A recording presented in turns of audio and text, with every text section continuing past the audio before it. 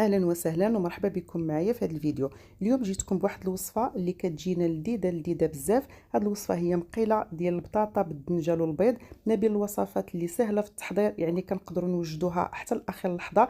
غادي نقترحها عليكم كوجبه غداء او عشاء، كلشي كيقدر يوجدها يعني.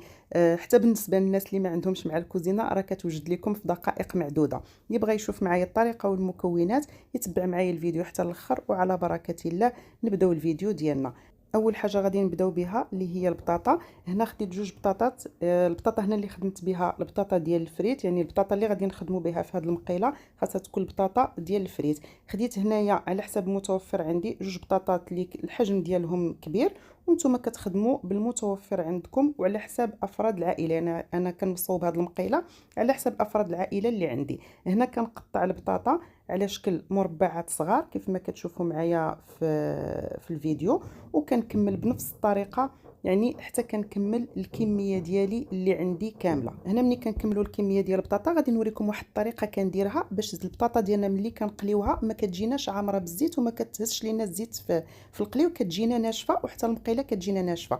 كنغسلوها مزيان حتى كنحيدوا من هذاك النشا ديالها. كنغسلوها على جوج مرات، المره الاولى باش كتنقى لينا مزيان، والمره الثانيه كنعاودوا نغسلوها هكا كنتاكدوا بان البطاطا ما بقاش فيها داك النشا والماء ديالها ولا صافي كيف ما كتشوفوا معايا دابا في الفيديو. ملي كنديروا هذه الطريقه هذه راه كونوا اكيدين ان البطاطا ديالنا في المقيله واخا كتقلى كتجينا ناشفه كيف ما غادي تشوفوا معايا في الاخر ديال الفيديو. صافي هنا من بعد ما غسلناها جوج مرات كنخليوها في الشبكه هكا تسقط لينا، وكندخلوها للثلاجه حتى كتنشف لينا مزيان عاد باش كنقليوها. هكا ملي كنديروا هذه الطريقه راه البطاطا واخا كنقليوها ما كتجيناش ميدمه اولا عامره لينا بالزيت. صافي حطينا البطاطا في الثلاجه كتسقطر لينا وكتنشف لينا، وغادي ندوزو هنايا باش نخدمو على الدنجال. هنا خديت دنجاله وحده كبيره، يعني خدمت بجوج بطاطات في الاول، غادي نخدم بدنجاله وحده. خدمت بربعه البطاطات غادي نخدم بجوج ديال الدنجال.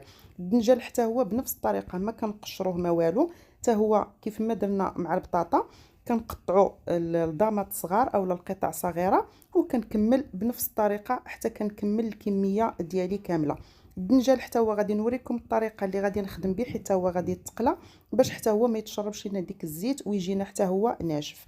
هنايا كنكمل معكم بنفس الطريقه حتى كنكمل الكميه ديالي كامله، وغادي نرجع معكم هنا من بعد ما كنكملوا الكميه كامله. غادي نوريكم الطريقه باش الدنجال حتى هو فاش يتقلى ما كيجيناش يعني عامر بالزيت. كنديروه في واحد الشبيكه وكنرشوه بشويه ديال الملح، كنخلطوه مزيان مزيان وكنخليوه على جنب حتى كيطلق داك الماء ديالو. يعني الدنجال كيطلق واحد الماء هكا ملي كتقلى لينا الدنجال ما كيجيناش فيه الزيت. ما كنديروش في الثلاجه ولكن كنخليوه غير على جنب حتى كيتصفى من داك الماء ديالو. صافي هنايا البطاطا من بعد ما نشفات لينا في الثلاجه وتسقطرات مزيان كنديروا كيف ما كتشوفوا معايا، يعني كنقليوها بطريقه عاديه. كنديروا الزيت حتى كتسخن وكندوزو هنايا كنقليو البطاطا ديالنا.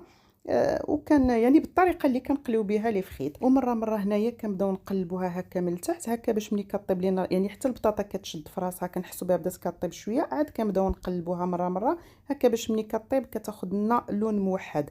صافي البطاطا ملي كنحسوا بها طابت وصلت لهذا اللون، يعني ما كنخليوهاش حتى كتحمر بزاف، كنحيدوها بطبيعه الحال كنديروها في صفايه كتصفى، وكنديروا الكميه الثانيه اللي بقات لينا.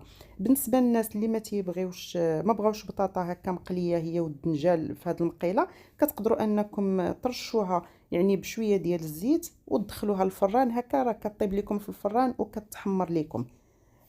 وراه كتحصلوا على نفس النتيجه حتى هكا راه كتجيكم ناشفه، راه ما كتجيكمش فيها الزيت بزاف. سمعوا معايا هنا البطاطا كيفاش كتجينا مقرمشه.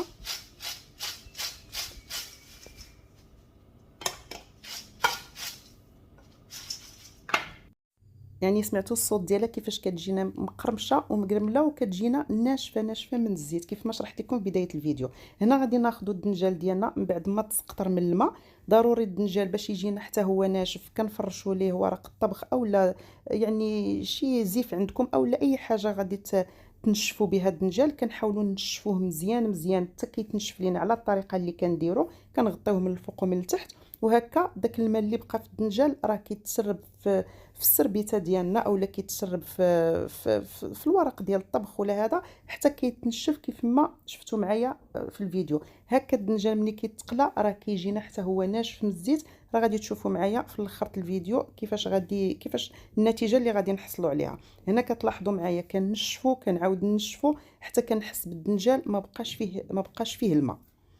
هنايا تشوفوا معايا الماء اللي تسقطر، يعني هذا الماء اللي كنا درناه في الصفايه حتى تسقطر.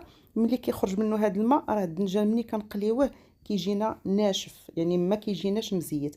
صافي هنايا الزيت سخنات لينا واحد شويه، كندير الكميه ديال الدنجال ديالي كامله اللي عندي، وحتى هي كنقليها بنفس الطريقه اللي قليت بها لي فخيت. يعني كنديرها واحد شويه مره هكا كنحركها باش حتى هي منين طيب تاخذ لنا لون موحد. وملي تنحيدوها راه حتى هي كنديروها في واحد الصفايه وكنخليوها حتى هي كتسقطر شويه من الزيت. وهنايا غادي نخليكم تسمعوا الصوت ديال الدنجال حتى هو ملي كيطيب لينا. يعني شفتوا كيفاش كيجينا مقرمش، وكتشوفوا بان ما هزش لينا الزيت بزاف، يعني داك شويه اللي بقى ديال الزيت راه حتى هو كيتصفى. كنخليو داك البطاطا وداك الدنجال على جنب، وكندوزو هنا باش نوجدوا لاصوص طوماط. هنا كنحتاج تقريبا 4 كاس صغير مخلط ما بين الزيت البلديه وزيت المائده.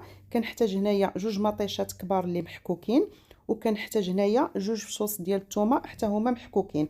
انا غادي ندير لاصوص طوماط على حساب الكميه ديال الدنجال وديال البطاطا اللي عندي.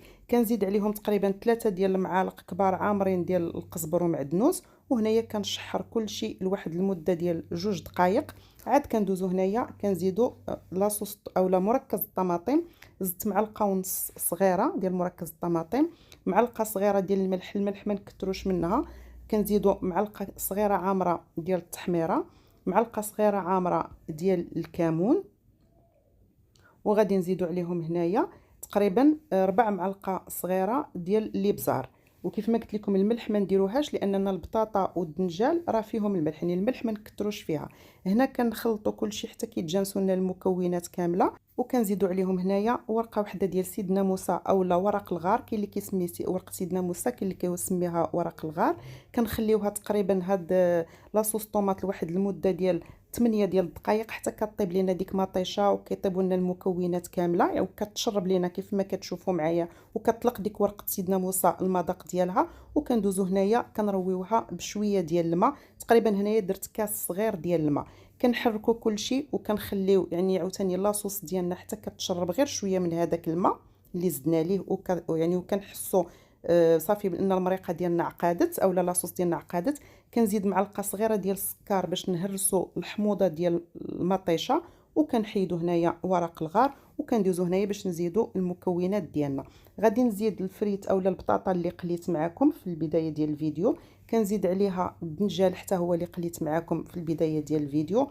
وهنايا كنشحر كلشي اولا كنخلط كلشي حتى ديك لاصوص طوماط اللي عندنا يعني تدخل في البطاطا وفي الدنجال اللي وجدت معكم.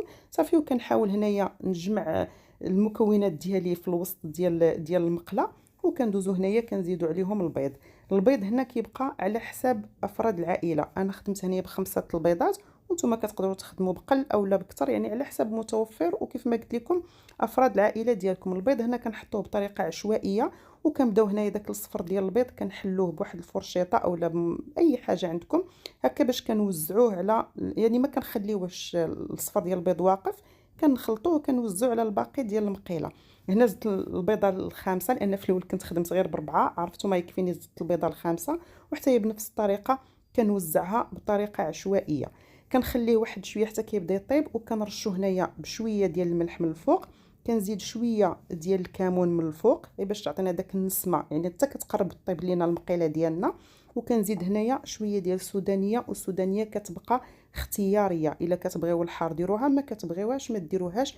كنزيد واحد الخيط ديال زيت الزيتون من الفوق ديال المكونات ديالنا. صافي ملي كطيب لينا المقيله ديالنا، يعني هذوك المكونات الاخرين زدتهم حتى كنحسوا بمقيله طابت، وكنرشوا عليها شويه ديال القزبر ومعدنوس من الفوق. وهذا هو الشكل النهائي ديال المقيله ديالنا اللي وجدتها معكم، اللي كتجي لذيذه بزاف. يعني حتى بالنسبه للناس اللي ما تياكلوش الدنجال اولا الوليدات اللي ما تياكلوش الدنجال، الا جربتوها اليوم في هذه المقيله كونوا اكيدين انها غتعجبهم وغادي تبقى كل مره يطلبوها منكم. وكيف ما لاحظتوا معايا في بدايه الفيديو، يعني وصفه غير مكلفه واقتصاديه 100%. كنقترحوها يعني اقترحتها عليكم كاقتراح لوجبه غداء او عشاء. وهنا كيتسالى الفيديو ديالنا. الى عجبكم الفيديو ما تنسونيش من لي لايك والبارطاج، وما تنسوش انكم تشتركوا في القناه وتفعلوا الجرس باش يوصلكم اي جديد، ونتلاقاو ان شاء الله فيديو جديد مع وصفه جديده.